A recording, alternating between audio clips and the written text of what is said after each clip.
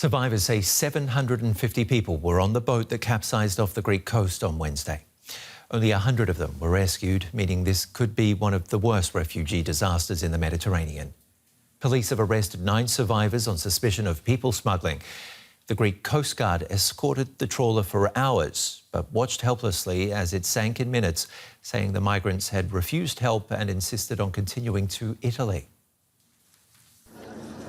The Greek Coast Guard continues its search for survivors, but hopes are fading fast. It's here, in this quiet Greek town, where those rescued from the latest Mediterranean tragedy are being taken. Qasim Abu Zaid is a Syrian refugee living in Germany. His wife and brother-in-law were on the boat, and they remain unaccounted for. We didn't get approval for my wife's asylum application to Germany, where I work. The application got delayed, and we didn't get approval. Flags across the country are flying at half-mast after Greece declared 3 days of national mourning. The leader of the main opposition party visited the refugee camp, where he called for legal migration routes to be established. A change in migration policy is needed. A new asylum pact, a revision of the Dublin Agreement, a new pact on migration and asylum, a pact that will spread the responsibility among all member states, not just countries where refugees arrive. We need legal migration routes, not just walls. Hundreds are understood to have been on board. Now, relatives face an agonizing wait for the news nobody wants to hear. Journalist Anthi Karasava joins us from Athens. Any more details since the suspected smugglers were questioned?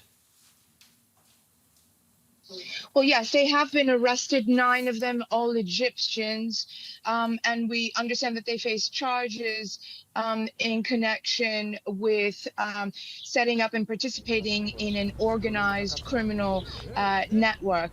These are human trafficking charges that are very, very stiff here, and they face potentially even life sentencing. They are due to appear today before a public prosecutor in the city of Kalamata, nearby, near the Greek coastal city where the shipwreck took place.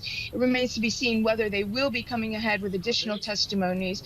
But it's interesting that the authorities here are using these information from these 9 and also accounts from survivors, the 104 survivors of the shipwreck, to try and piece together the mystery question of how many people, how many refugees were ultimately on board this rickety craft that went under within 15 minutes in one of the deepest points of the Mediterranean.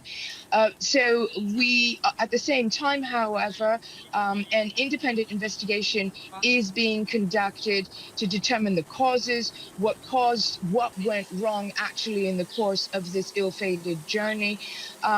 We also have the 104 migrants who were accommodated in a makeshift facility in Kalamata, in the city near Pylos, where the shipwreck took place, being relocated to a better refugee accommodation center that's closer to Athens. We expect relatives to be pouring in and around that site, trying to make contact with their loved ones. In the meantime, how much longer will the search for possible survivors go on? Well, this is the third day. It will continue today, and it remains to be seen as authorities are telling me whether it may be extended. Usually, this is a customary 2 to 3 day search and rescue operation. Obviously, it is more of a search than rescue operation right now.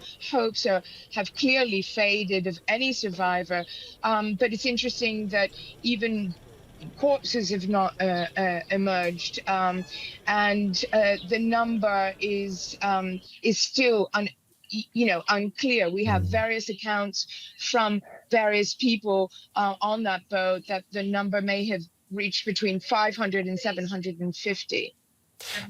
What about the question of blame, though, for this tragedy?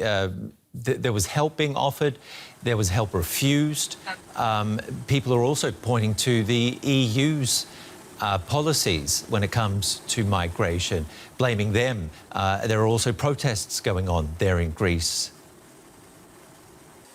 Absolutely. There's a huge blame game in place right now, from the logistics of the actual operation. There was an attempt by the Greek Coast Guard to reach out to this battered boat, and the refugees refused. They made several attempts, radio, telephone, even in person. They approached, by sea. They tried to approach this craft several times, and they refused assistance because they were so headstrong on reaching Italy. Don't forget, 4 years ago now, the government of Prime Minister Kyriakos Mitsotakis came to power, enforcing tighter migration controls, and that has played on a general anti-immigrant sentiment here. And there's no doubt that these migrants wanted to reach an area where the conditions, in a country where conditions for their accommodation was better, and second, the laws supervising migration may be better and not as tough as they are here in Greece. That said, this is a tragedy that has impacted even the campaign season here. We have elections coming up on the 25th. The campaign trail of many politicians, including incumbent Prime Minister Mitsotakis, in light of this 3-day mourning, cancelled various trips and campaigns near the site of the accident. So it's likely to also become a political issue. Journalist Antti Karasava, thank you very much for the update. Daniel Gorovan is Senior Advisor in Athens for the global charity Save the Children. What do you think should happen as a result of this tragedy? We were talking about the blame game there, EU policy. What is at fault here, or who is at fault here, although the details still are unclear as to exactly what did happen? Well, like you say, the details are not entirely clear. There's some information has been shared by the Hellenic Coast Guard. I think in the first instance, for Save the Children, we need to recognise and remember the individuals that were on this boat, and with the reports that there were up to 100 children on board the boat, that these people had names, identities, family.